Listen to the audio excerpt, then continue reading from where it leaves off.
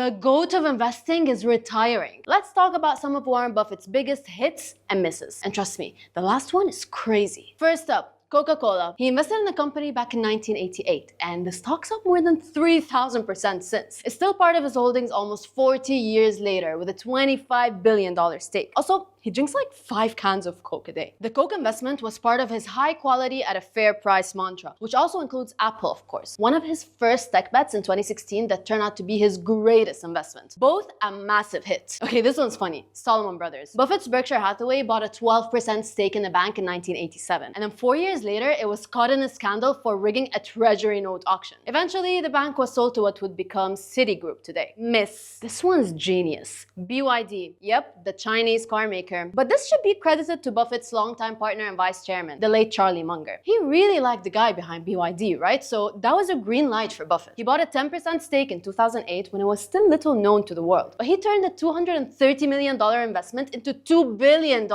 within 2 years. Hit. And finally, Berkshire Hathaway itself. And this was not a hit. In 1965, Buffett was just a major shareholder in Berkshire, which was a struggling textile company back then. That business was failing, and Buffett was expecting to sell back his shares for $11.5 each after speaking with management. But they came back with an official offer that was lower. He didn't like the move, so he decided to retaliate by buying all the shares he could at that cheap price instead. He was now in control of a terrible business he knew very little about. His words, not mine. But it all turned out fine in the end, because Buffett eventually shut down the losing textile business and turned Berkshire Hathaway into what it is today. What's your favorite Buffett hit or miss? Let me know in the comments.